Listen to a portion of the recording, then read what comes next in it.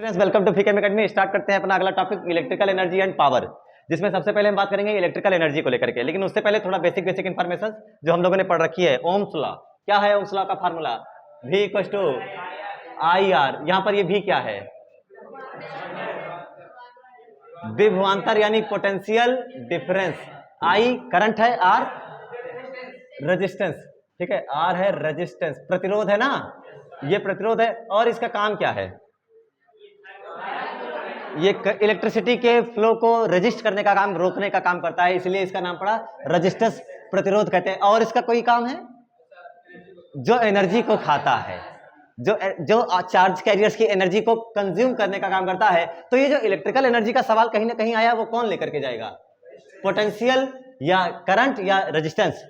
Resistance ही है जो electrical energy को कंज्यूम करता है। और इसी रेजिस्टेंस का यूज हम ले लेते हैं अपने बल्ब में, जो बल्ब जलाता है, मोटर्स में ले लेते हैं, है ना। मोटर्स में फैन जो घूम रहा है, इसका रीजन क्या है? क्योंकि इसके अंदर रेजिस्टेंस है बहुत बड़ा, और वो रेजिस्टेंस क्या कर रहा है? एनर्जी को कंज्यूम कर रहा है। और जब कंज्यूम कर रहा है तो हमें इलेक्ट्रिकल एनर्जी को मैकेनिकल एनर्जी में कन्वर्ट कर दे रहा है। इलेक्ट्रिक मोटर का यही काम हो गया। बात समझ आई? वो क्या काम कर रहा है भाई? इलेक्ट्रिकल एनर्जी को मैकेनिकल एनर्जी में, यानी ये रेजिस्टेंस ही है जो एनर्जी खाता है कि करंट खाता है? एनर्जी को कंज्यूम करता है। तो इलेक्ट्रिकल एनर्जी के बारे में क्या हो जाएगा, आप इसके बारे में ध्यान से देखिए। आप लोगों ने पढ़ा ना formula V equals to IR, छोड़ो इलेक्ट्रिकल पोटेंशियल वाला formula V equals to W/Q। ये delta V equals to W/Q0 या Q ही याद कर लो। तो यहां से क्या ये वही वर्क डन है जो आप इलेक्ट्रिक फील्ड के अंदर एक पॉइंट से दूसरे पॉइंट तक ले जाने में किए थे? ये वही किया गया कार्य है ना, जो विद्युत क्षेत्र के अंदर एक पॉइंट से दूसरे पॉइंट तक ले जाने में आपने किया था इस क्यू को चलाने में। तब आपने कहा था कि जितना कार्य किया बटे में वो चार्ज, वो हो जाएगा potential difference between those two points. तो ऐसे केस में यहां से यही तो वर्क डन है, यही वो एनर्जी लॉस किया। अब आप खुद ही सोचो, आपको कौन रजिस्ट कर रहा था इलेक्ट्रिक फील्ड में? अगर आपने इलेक्ट्रिक फील्ड बनाया तो आपको रजिस्ट कर रही थी इलेक्ट्रिक फील्ड ही, और आप केवल एक चार्ज लेकर के चल रहे थे, ऐसे ऐसे, है कि नहीं है? तो यहां पर हमें इलेक्ट्रिक फील्ड ने रजिस्ट किया, तो चार्ज को चलाने में हम एनर्जी लगा रहे हैं, यहां से यहां तक लेकर के गए, तो हमारे द्वारा दी गई एनर्जी ही उसकी कौन सी एनर्जी कहलाएगी? Electrical energy. यानी किसी कंडक्टर में अगर हम यहां इसको सेल बैटरी वगैरह से जोड़ें तो इसके अंदर एक प्रॉपर्टी बैठी है जिसे रेजिस्टेंस कहते हैं। और रेजिस्टेंस अगर आप यहां से यहां तक आपका चार्ज कैरियर्स जो ई पॉजिटिव जा रहा है मान लो, तो उसकी सारी एनर्जी को, ये एनर्जी को क्या करेगा? सारी की सारी ये कंज्यूम करेगा, खा लेगा, और ये चार्ज ये अपना बढ़िया काम करता रहेगा। अब हो सकता है ये मैकेनिकल एनर्जी में पंखे को घुमाने का काम कर रहा होगा उस एनर्जी को लेने के बाद, या हो सकता है ये बल्ब होगा तो उस एनर्जी को खाने के बाद ग्लो करेगा और हमें लाइट देगा। समझ में ना? तो इलेक्ट्रिकल एनर्जी है क्या चीज? चार्ज को एक पॉइंट से दूसरे पॉइंट तक ले जाने में किया गया वर्क डन, किया गया कार्य। Work done is the electrical energy on moving a charge from one point two another point. किसी कंडक्टर में एक पॉइंट से दूसरे पॉइंट तक ले जाने में, चार्ज को एक जगह से दूसरी जगह तक ले जाने में जो वर्क डन करते हैं, वही वर्क डन ही क्या है? वर्क डन, जिसे वर्क डन ही क्या चीज है? वर्क डन इक्वल हो जाएगा Q इंटू डेल्टा V। ठीक है, अब ज्यादातर अगर हम क्या करें, अब पोटेंशियल को लेकर के मैं आपको अच्छे से बताऊं और आगे लेकर चलते हैं इसके बारे में। ये आएगा कहां से? ये डेल्टा V आता कहां से है? डेल्टा V कब लगेगा? जब इलेक्ट्रिक फील्ड लगेगी। अरे इलेक्ट्रिक फील्ड लगेगी, पोटेंशियल लगाए तो फील्ड आ गई, ऐसे भी बोल दो। लेकिन ये डेल्टा V हमारे लिए एडिशनल बाहर से लगाते हो ना। कौन होता है डेल्टा V का सोर्स? पोटेंशियल। कौन होता है डेल्टा V का सोर्स? सेल, बैटरी जिसे कह रहे हो। क्या चीज कह रहे हो? बैटरी। तो बैटरी क्या दे रही है?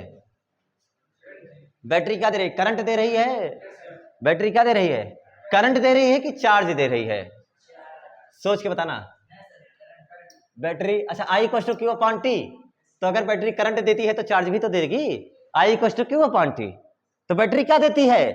करंट देने का काम करती है, करंट देती है। अच्छा, रेजिस्टेंस का नोटेशन ध्यान दो। नोटेशन ऑफ रेजिस्टेंस कैसे बनाया जाता है? ये कुछ कटीला रास्ता, इसे क्या कहा जाता है? रेजिस्टेंस। वाकई में ऐसा होता है? ऐसा होता है? नहीं, ये क्या है? उसका नोटेशन है, सर्किट नोटेशन है। बैटरी के बारे में बताओ, बैटरी का नोटेशन कैसा होता है? याद होगा ना, बैटरी बताया गया था, एक बड़ा डंडा और एक छोटा डंडा। बड़ा डंडा कौन सा? पोटेंशियल। अरे माइनस नहीं, कौन सा? पोटेंशियल। लोअर पोटेंशियल, और बड़ा डंडा प्लस हायर पोटेंशियल। और करंट कहां से कहां फ्लो करती है? हायर पोटेंशियल से लोअर पोटेंशियल। याद है ना सब लोगों को? अरे भाई ये प्लस हो गया, ये माइनस हो गया। अब इसके बारे में चार्ज करते हैं। मेरा सवाल है कि बैटरी क्या देती है? चार्जेस को बैटरी क्या देती है? करंट देती है किसी कंडक्टर में या फिर और कुछ? Battery is a source of energy. Battery is a source of energy. Battery वो है, बैटरी लगाओगे तो फिर बल्ब जलने लगा, ऊर्जा मिली बैटरी को, सॉरी बल्ब को एनर्जी मिली। वरना इसके पास बल्ब लेकर के बैठे रहो ऐसे, वो जलेगा नहीं, क्योंकि आपने बैटरी नहीं लगा रखी। ये माइक काम कैसे कर रहा है? क्योंकि इसके अंदर क्या पड़ गई? बैटरी। अभी एक में बैटरी गायब थी तो लेक्चर में आवाज थोड़ी कम हो गई। रीजन? क्योंकि बैटरी क्या काम करती है? एनर्जी देने का काम करती है। सारे चार्ज करके उसको एनर्जी देती है। कैसे देखना चाहेंगे या फिर मान लिया? अरे चलो देखो, इसके बारे में सबसे पहले एक चीज ध्यान से रखो। ये रजिस्टर हो गया। अब सबको यहां से देखो, एक जो क्वेश्चन मैं आपको लेकर आ रहा हूं, ये मान लो कि ये रेजिस्टेंस हो गया और ये यहां का पोटेंशियल V1, यहां का पोटेंशियल V2, और अगर मैंने लिखा कि V1 is greater than V2, ये मैंने लिख दिया, यहां का पोटेंशियल V1, यहां का पोटेंशियल V2, और ये रेजिस्टेंस R है। बोलो करंट कहां से कहां फ्लो करेगी? V1 से V2 की V2 से V1? करंट कहां से कहां फ्लो करेगी? V1 से V2, because current flows from higher potential to lower potential. उच्च विभव से निम्न विभव की ओर। तो करंट ऐसे चलेगी? करंट हायर से लोअर चलेगी। क्या करंट ऐसे चलेगी? तो ये सबको याद होना चाहिए, current flows from higher potential to lower potential. अच्छा, ऐसे केसेस में हमें अगर मान लो जैसे कि एक क्वेश्चन आप लोग ऐसे डायरेक्ट करके बता दो मुझे। मैंने कहा ये है 2 वोल्ट, ये है 10 वोल्ट और ये है 2 ओम, बताओ करंट कितनी आएगी? कैसे बताओगे? ये है 10 वोल्ट, ये है 2 वोल्ट और ये 2 ओम, बताओ कितनी करंट आएगी? Current flows from higher potential to lower potential. ये 10 वोल्ट, ये 2 वोल्ट। बोलो इसके क्रॉस पोटेंशियल डिफरेंस, क्योंकि V equal to I R में आपने कहा sir V equal to I R में भी पोटेंशियल नहीं होता, पोटेंशियल डिफरेंस होता है। तो R के क्रॉस पोटेंशियल डिफरेंस 10 है, 2 है, 12 है कि 8 है? क्या 10 माइनस 2 इक्वल टू 8 ओम है, 8 वोल्ट है। तो हो गया I equal to V by R. V आया 8 बटे R कितना है? 2। क्या 4 एम्पियर की करंट आ गई? क्या बात समझ में आ गई? अच्छा, तो current flows from higher potential to lower potential. अब अगर ध्यान से देखो, अगर मान लो बैटरी मैंने आपको बनाई, बैटरी का नोटेशन क्लियर है सबको? अगर मैंने मान लो बैटरी ऐसे बना दी और ऐसे बनाने के बाद मैंने यहां लिख दिया 5 वोल्ट, कितना लिख दिया? तो इस 5 वोल्ट का अर्थ क्या है? What is the meaning of this 5 volt? Battery 5 volt की है और बैटरी 5 वोल्ट की है, और क्या ये नहीं कह सकते कि सर इसके हायर पोटेंशियल का और लोअर पोटेंशियल का जो डिफरेंस है, अंतर है, वो कितना है एग्जैक्ट? 5 वोल्ट। क्या ये बात समझ में आ रही है? ये सिर्फ 5 वोल्ट है, ये केवल इतना ही नहीं बता रही है, ये भी बता रही है कि इसके हायर पोटेंशियल और लोअर पोटेंशियल का जो डिफरेंस है वो कितना है। अच्छा, पोटेंशियल किसी पॉइंट पे बताना होता है तो हमें एक रेफरेंस पॉइंट की जरूरत पड़ती है। अगर किसी एक जगह पर बताना हो पोटेंशियल, तो एक जगह पर 0 माने थे कि नहीं माने थे? अनंत पे 0 माने थे, इन्फिनिटी पर 0 माना गया था। अगर किसी जगह पर पोटेंशियल बनाना, लेकिन पोटेंशियल डिफरेंस बताने के लिए हमें कोई भी 2 पॉइंट चाहिए, हमें कहीं भी रेफरेंस पॉइंट की जरूरत नहीं पड़ती है। तो सोचो अगर मैंने इसे 0 माना तो आप इसी को कितना कह दोगे? अगर मैंने इसको 1 कहा तो इसे कितना कह दोगे? 4, 6। अरे क्या higher minus lower equal to potential difference of the battery? सोचो अगर मैंने इसको 3 कहा तो इसको कितना कहेंगे? आज का कितना कहेंगे? 8। ये समझ में आ रहा है सबको? Higher potential minus lower potential. तो क्या हायर पोटेंशियल हमेशा इधर ही होगा? क्योंकि बड़ा डंडा देख करके बता रहे हैं, बड़ा डंडा देख करके बता रहे हैं। और अगर मैंने बैटरी बना दी, ऐसे बैटरी बना दी, ये मैंने बैटरी लिख दी कितने वोल्ट की? 5 वोल्ट की, और मैंने 5 वोल्ट की लिख दिया, इधर लिख दिया मैंने 4 वोल्ट। तो बोलो इधर, हाँ इधर कितने वोल्ट? 9 वोल्ट के। क्लियर हो गया सबको? अब इधर मैंने लिख दिया 2 वोल्ट।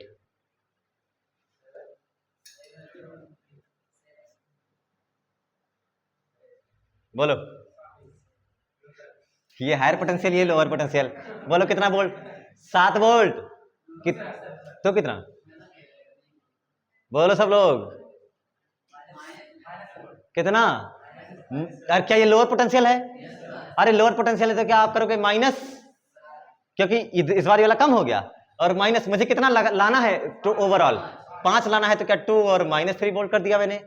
क्यों? Higher potential minus lower potential 2 minus 3 equal to 2 plus 3 कितना आ गया 5 वोल्ट। तो ये खेल है सारा हायर पोटेंशियल और लोअर पोटेंशियल का, इसलिए इसकी समझ हमें अच्छे से पता होनी चाहिए। सोचो मैंने अगर इधर इधर मैं अभी 0 कर देता तो क्या इधर हो जाता -5 अपने आप। क्या ध्यान रखना है बैटरी में, क्या ध्यान देना है, पोटेंशियल डिफरेंस, बड़ा डंडा छोटा डंडा, हायर पोटेंशियल लोअर पोटेंशियल। तो इससे क्या समझ में आया, पोटेंशियल डिफरेंस को कोई जरूरत नहीं होती है रेफरेंस पॉइंट की, संदर्भ बिंदु की कोई जरूरत नहीं होती है। अगर इसीलिए तो देखो कितनी बार मैंने बदल बोले, मैंने कितना, मैंने यहाँ 1 रखा था, आपने कहा सर यहाँ 6 लिख लीजिए, आंसर कितना आना चाहिए 5। मैंने कहा बेटा मैंने यहाँ 12 कर दिया, तो आपने कहा सर यहाँ 17 कर दीजिए। ऐसा है कि नहीं है। तो आप पोटेंशियल डिफरेंस के लिए आप कुछ भी चाहिए, कहीं पर भी कुछ भी रख सकते हैं अपने मन से हिसाब से। अच्छा क्या है रखना, कोई भी वैल्यू, ये यही वैल्यू अच्छा क्या है, कोई भी वैल्यू न्यूमेरिकल लगाना होगा तो एक जगह 12 मान लेना, एक जगह 17 मान लेना, बगल वाला तुम्हारे 23 मान रहा होगा, एक जगह 34 मान रहा होगा, क्या करोगे, सही होगा ये। अच्छा क्या है, एक जगह ओवरऑल एक जगह 0 मान लो और एक जगह बगल एक से लोअर पोटेंशियल पे क्या मान लो, वैसे कहीं पर भी 0 मान सकते हो। अगर मैंने इसको 0 मान लिया तो ये क्या हो जाएगा -5, बट ये हमें थोड़ा सा कैलकुलेटिवली कर दिक्कत दे सकता है। तो आपको क्या समझ में आया बैटरी के बारे में, हम कहीं पर भी 0 मान सकते हैं, लेकिन मानेंगे हमेशा किधर किस साइड मानेंगे, 0 वोल्ट हमेशा लोअर पोटेंशियल, और हायर पोटेंशियल को तुरंत आंसर क्या दे दिया जाएगा 5 वोल्ट। अब अगर मैंने इसके लिए ये बैटरी लगाया, इसके लिए मैंने बताया कि यहाँ 10 वोल्ट, ये 2 वोल्ट, तो पक्की बात है बैटरी कई वोल्ट की रही होगी, बैटरी कई वोल्ट की रही होगी 8 वोल्ट की। अरे 8 ही तो निकाला है आंसर तुमने, बैटरी 8 वोल्ट की रही होगी। क्या बैटरी बना लोगे, अब बैटरी बना लोगे, नहीं बना पाओगे ना। चलो अगर बना लोगे तो बताओ जरा, बताओ जरा,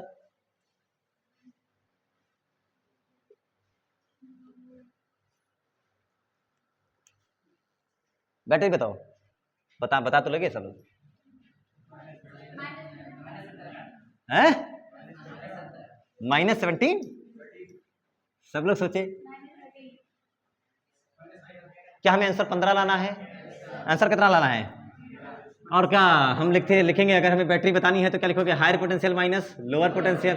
तो higher potential minus lower potential करोगे तो ऐसे केस में हायर पोटेंशियल 2 वोल्ट है, माइनस आप कितना लाना है मुझे 15 लाना है, तो क्या -13 करना पड़ेगा। 17 करोगे तो गलत नहीं हो जाएगा 17। अरे अगर तुमने इसको 17 लिखा तो ये हायर पोटेंशियल हो गया।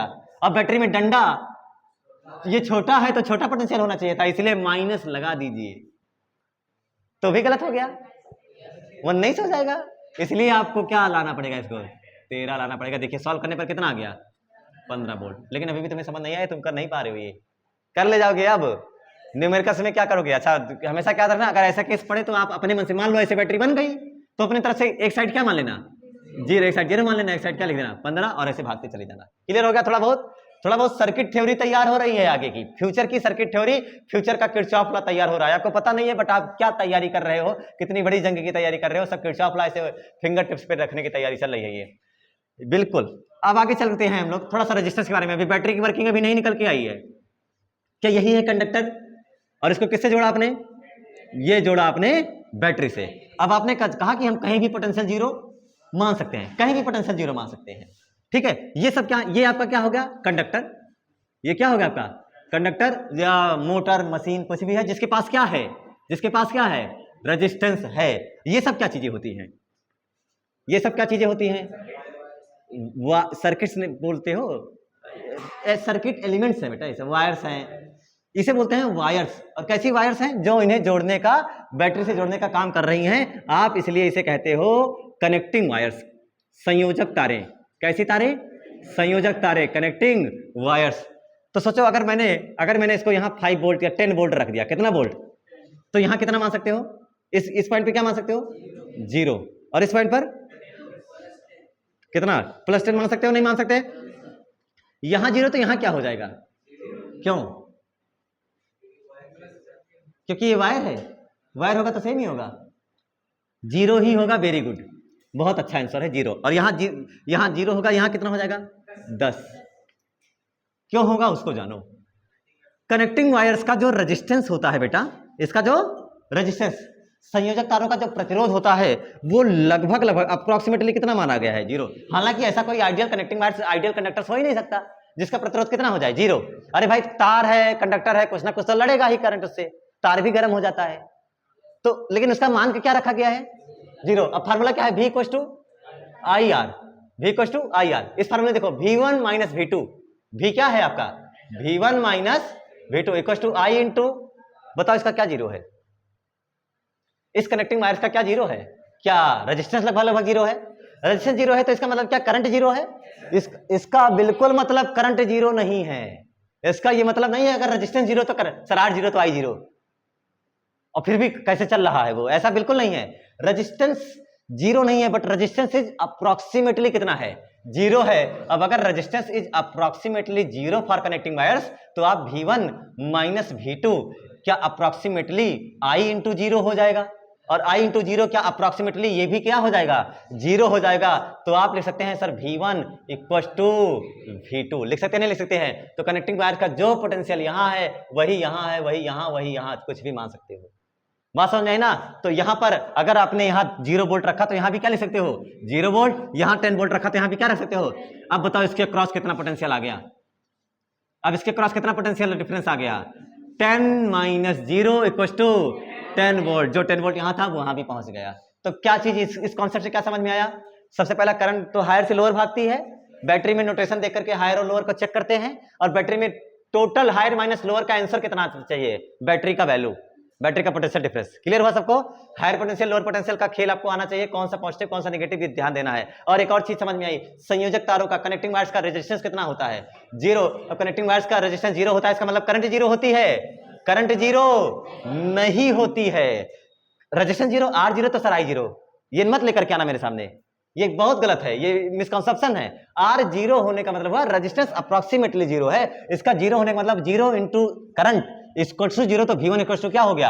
V2। इसका मतलब करंट नहीं फॉलो करेगी। अगर भाई जो पोटेंशियल यहां का सर वही पोटेंशियल यहां का, तो करंट कैसे फॉलो कर सकता है? सवाल नहीं आएगा? आएगा कि नहीं आएगा मन में? अरे भाई जो पोटेंशियल, अगर विभव समान रहता है तो चार्ज का फ्लो होता है कि नहीं होता? अगर पोटेंशियल सेम है, जो यहां का वही यहां का, बताओ चार्ज का फ्लो होगा कि नहीं होगा? नहीं होगा। लेकिन क्या ये वाकई ऐसी हो रहा है? यहां पर नहीं, हमने क्या एज्यूम कर रखा है? इसका रेजिस्टेंस जीरो एज्यूम कर रखा है, लेकिन करंट जीरो नहीं है। ये दिमाग में छाप लीजिए, नहीं तो आप सोचे sir V1 equal to V2 तो करंट कैसे फ्लो कर रही है? कौन जीरो है? आर जीरो है, करंट जीरो, और करंट जीरो नहीं है, इसलिए V1 is approximately two V2। Clear हो गया?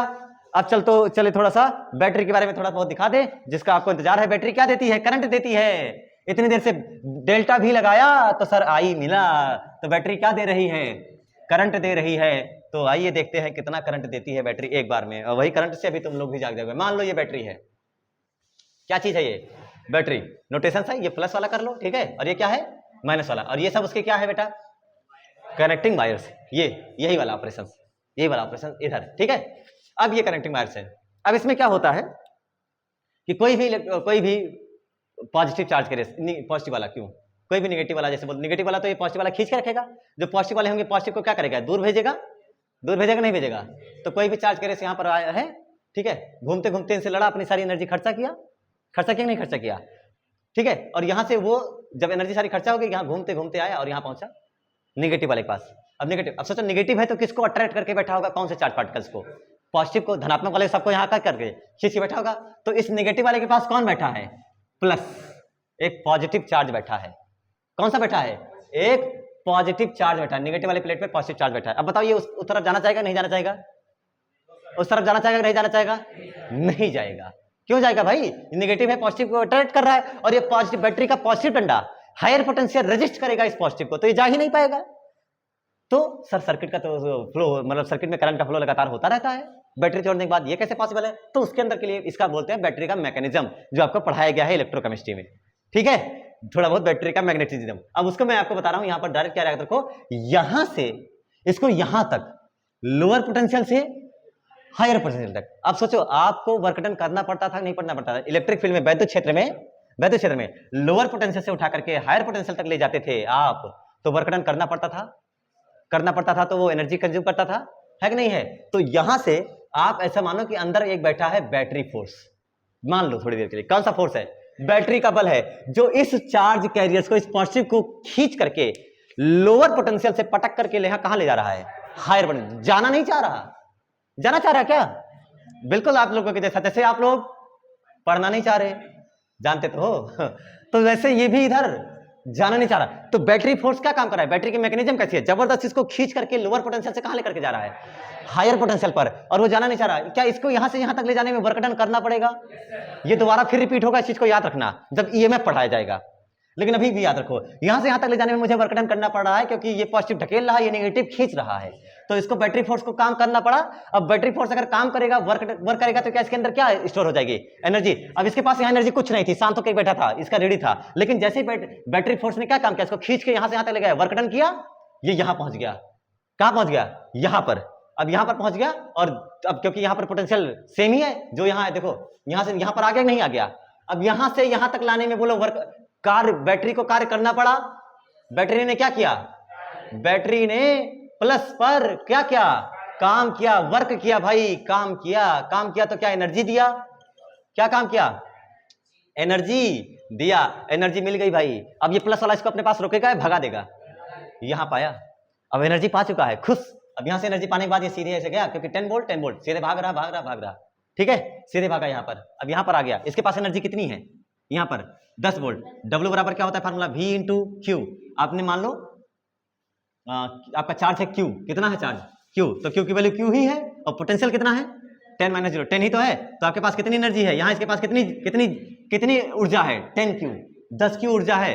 सोचो यहां से निकला और 10Q ऊर्जा इसके पास है, और 10Q ऊर्जा लेकर के ये एंटर कर रहा है किसके अंदर, रेजिस्टेंस के अंदर। अब बताओ क्या होगा उसका हाल, पता है क्या होगा उसका हाल, 10Q ऊर्जा है, और यहां से निकल करके रेजिस्टेंस में जाकर के जुड़ गया, रेजिस्टेंस में जाकर के जुड़ गया। क्या होगा इसके साथ, जब रेजिस्टेंस में जाएगा, तो रेजिस्टेंस में जाएगा, जो ऊर्जा लिया है ऐसे जाएगा, फिर ऐसे जाएगा, फिर ऐसे जाएगा, क्या उसकी एनर्जी खत्म नहीं होगी? क्या इन कंडक्टर्स में सारे पॉजिटिव वाले बैठे नहीं हैं, सारे पॉजिटिव वाले बैठे हैं, जिससे ये जो एनर्जी लेकर के आए लगातार टक्करें होंगी तो अपनी एनर्जी लॉस करता रहेगा, लेकिन आगे भी चलता रहेगा, थोड़ा थोड़ा ड्रिफ्ट होता रहेगा, ये भी पढ़ रखा है हम लोगों ने, है ना, थोड़ा बहुत। तो ये सब जो अंदर अपने ही बैठे हैं, क्या वो सब इसकी एनर्जी क्या करते रहेंगे, कंज्यूम करते रहेंगे, और बाहर निकलते निकलते इसकी एनर्जी फिर क्या हो जाएगी, 0, और मरा सा फिर इसके पास आ जाएगा, फिर इसके पास आ गया नेगेटिव वाले के पास, फिर इससे मांगेगा एनर्जी दो, और ये फिर एनर्जी देगा उसको।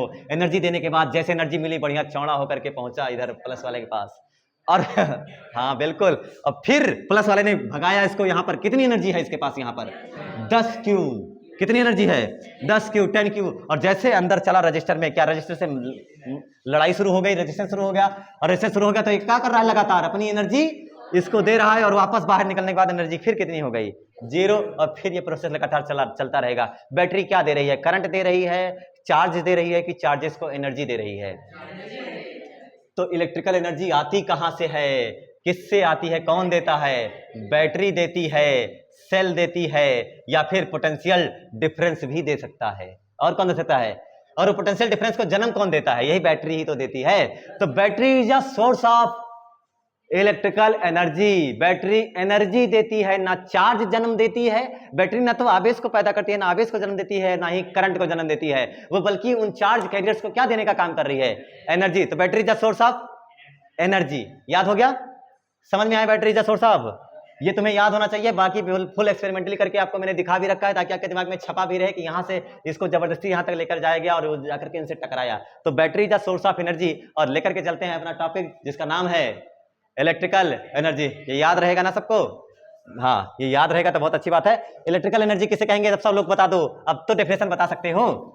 चार्जेस जब किसी एडिशनल सोर्स से एनर्जी लेकर के किसी कंडक्टर में एंटर करते हैं, तो एंटर करने के बाद वो एनर्जी नहीं रह पाती, उस एनर्जी को खर्चा करके उन्हें आगे जाने को मिलता है। ऐसा समझो अंदर ये सब रिश्वत लेने बैठे हैं और कहते हैं थोड़ी थोड़ी एनर्जी लाओ लाओ लाओ लाओ, फिर जाओ, लाओ और जाओ। तो ये सारे जो कंडक्टर्स बैठे हुए हैं, ये सब क्या कर रहे हैं, लगातार एनर्जी को कंज्यूम कर रहे हैं भाई। अंदर सारे प्लस प्लस डोनर एटम्स, इन्हीं तो को बोलते हो ना दाता परमाणु, ये सब प्लस प्लस वाले बैठे। ये स्टेबल है कि चल रहे हैं बेटा, ये अस्थाई है, रुके हुए हैं, यही तो है ना जो फ्री इलेक्ट्रॉन्स को त्याग दिए हैं। अब जो भी इसमें आया हुआ होगा, जो भी आएंगे, क्या उनकी रेजिस्टेंस इससे होगी, टक्कर होगी, टक्कर होगी तो जो भी एनर्जी 10Q जो भी लेकर के आ रहे थे, क्या इसको एनर्जी दे देंगे, इसको एनर्जी देंगे, कुछ इसको देंगे, कुछ इससे टक्कर होगी, कुछ इससे टक्कर होगी, तो क्या लगातार इनको टक्कर मिलती जाएगी, इनको टक्कर मिलती जाएगी। तो कौन एनर्जेटिक होगा, एक तो एनर्जी लॉस करेगा और दूसरा एनर्जी गेन करेगा। एनर्जी लॉस कौन करेगा,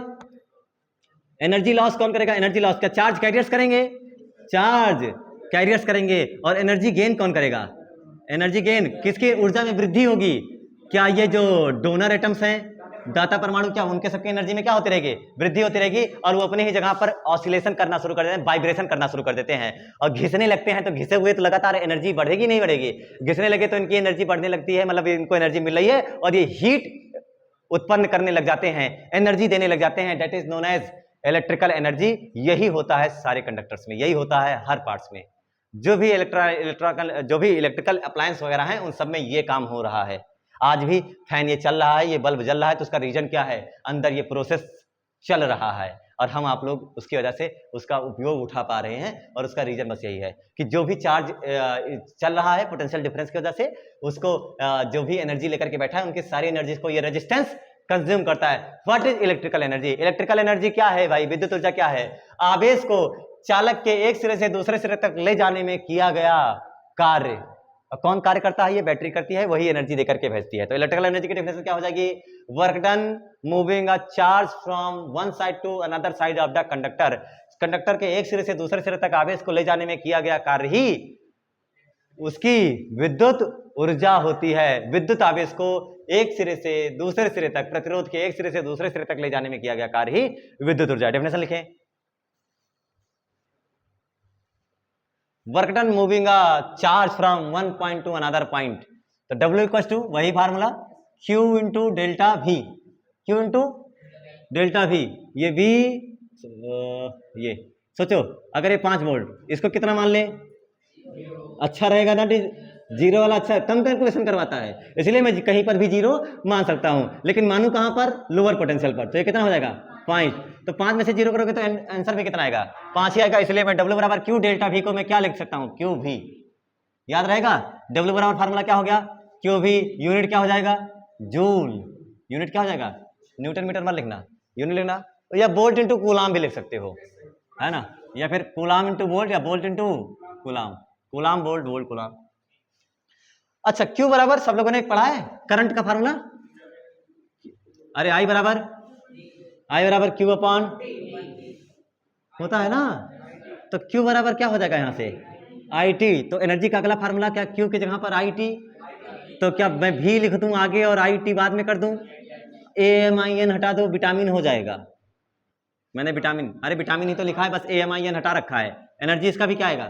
जूल। अभी और भी पढ़ रखा है, अरे और भी क्या? V इक्वल टू IR पढ़ रखा है? क्या पढ़ रखा है? V इक्वल टू, तो जहां भी है वहीं मैं लिख सकता हूं I इंटू R। तो आपका फार्मूला हो जाएगा I पहले से भी है और I बाद में भी है, तो हो जाएगा I स्क्वायर RT। ध्यान से देखो, ये TRII है, पेड़। फिजिक्स में ट्री की स्पेलिंग अलग होती है। और क्या है? ट्री ही तो है, और ट्री में लगा फल, फल से मिला विटामिन, जूल। एक और यहां से I इक्वल टू क्या लिख सकते हो? V upon R। अगर सोचो मैं यहां पर इस I की जगह पर V अपॉन R पुट करूं तो क्या आएगा? I equal to V upon R। तो ये V इंटू V, क्या V स्क्वायर नहीं हो जाएगा? W इक्वल टू क्या हो जाएगा? V square upon R into T। तो ये हो गया आपका वर्क डन। वर्क डन मतलब एनर्जी। फार्मूले आसान है, बहुत आसान है बेटा, कंफ्यूज मत होना। और ये एनर्जी कहां से रही है? चार्जेस से। चार्ज लेकर के आ रहे हैं कहां से? बैटरी से। Battery is a source of energy, it is not source of current. ये करंट का सोर्स नहीं है। तुम लोगों को करंट लगवा दूंगा मैं अगर ऐसे करोगे तो। चलें अगले टॉपिक पर। अरे एनर्जी कंप्लीट हो गया ना? Energy complete. Now starts power. What is power? Power सब लोगों ने पढ़ रखी है, 9th में, 10th में, 11th में, 12th में। 12th पढ़ी रहे हो। What is power? What is power? Power किसे कहते हैं? कैपेसिटी ऑफ डूइंग वर्क नहीं, ये capacity of doing work energy कहलाता है। रेट ऑफ वर्क डन, ठीक है, कार्य करने की समय दर। आप देखो भाई, दो लोग हो, एग्जांपल में क्या ले सकते हो? दो लोग हो, दोनों लोगों को कुल्हाड़ी लेकर पेड़ काटने को दिया गया, नहीं कुल्हाड़ी लेकर के नहीं, दोनों लोगों को पेड़ काटने का काम दिया गया। पेड़ की लेंथ एंड विड्थ सेम ही है, विड्थ से ही तो काटेगा, लेंथ से थोड़ी काटेगा, विड्थ सेम ही है, और दिया गया। अब एक कुल्हाड़ी से काट रहा है, एक कट्टर से काट रहा है, कौन जल्दी काट लेगा? ऐसे बताओगे? कटर से बताओगे? कटर खराब गया तो कुल्हाड़ी वाला काट ले जाएगा। ये मेरी कहानी का किरदार मैं हूं, कुल्हाड़ी नहीं टूटने दूंगा क्योंकि मैंने बहुत अच्छी कुल्हाड़ी बनाई थी, मैं ही लोहार था। तो क्या याद रखना है, ये इंस्ट्रूमेंट्स के बेस पे नहीं बताते, हम ये देखेंगे कि उसने कितनी देर में काटा, ए ने कितनी देर में काटा और बी ने। जो जल्दी काटेगा उसकी रेट ज्यादा होगी कि कम होगी, उसकी इफिशियंसी, उसकी पावर, जो जल्दी काटेगा आप कहोगे अरे ये तो ज्यादा शक्तिशाली है, जिसने काम जल्दी किया। तो शक्ति अगर मुझे बताना है, सामर्थ्य अगर बताना है, तो जो कम समय में ज्यादा काम दे। इसलिए कहा जाता है, क्या कहा जाता है? कार्य करने की समय दर को। तो कार्य करने, यहां कार्य कर थोड़ी कर रहे हो, यहां आप कहोगे सर विद्युत ऊर्जा के खर्च होने की समय दर को। कौन एक ही सेकंड में ज्यादा ऊर्जा खा लेगा? एक ही सेकंड में। अब आपके पास दो कंडक्टर है, देख लो ए और बी। मैंने कहा ये एक सेकंड में 10 जूल खाया और ये एक सेकंड में 20 जूल खाया, किसकी पावर ज्यादा है, ऊपर की नीचे की? क्योंकि ये एक सेकंड में 20 जूल खा रहा है। तो विद्युत ऊर्जा के एक्सपेंड होने की जो रेट है, उसी एक्सपेंडिंग रेट ऑफ क्या चीज, एक्सपेंडिंग एनर्जी, विद्युत ऊर्जा के व्यय होने की समय दर को क्या कहा गया है? इलेक्ट्रिकल पावर कहा जाता है, विद्युत सामर्थ्य कहा जाता है। लिखो डेफिनेशन, रेट ऑफ विद्युत ऊर्जा के व्यय होने की समय दर को विद्युत सामर्थ्य कहते हैं। विद्युत ऊर्जा के व्यय होने की समय दर को rate of spending of electrical energy is called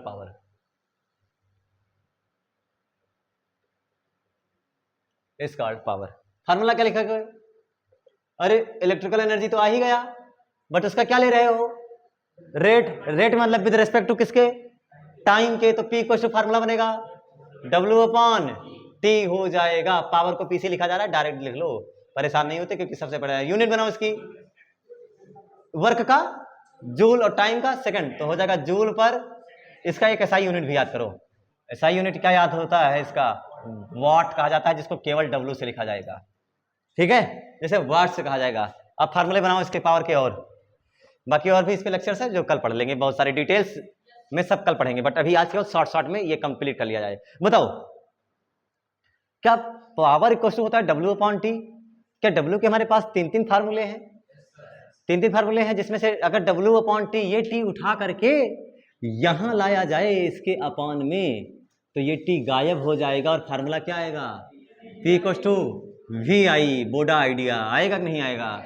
तो P इक्वल टू फार्मूला बना, पहला बना VI, दूसरा, अरे पहला क्या बना? VI, दूसरा क्या बनेगा? I स्क्वायर R, तीसरा क्या बनेगा? V square upon R। ये हो गए पावर के फार्मूले, सबका मात्रक 1 वाट। ठीक है, चलिए आज के लिए इतना ही, मिलते हैं कल फिर इसी वक्त। तब तक के लिए ओके बाय। रिवीजन करते रहें, नोट्स बनाते रहें और मन लगा के पढ़ते रहें, ठीक है, रिवीजन होना चाहिए।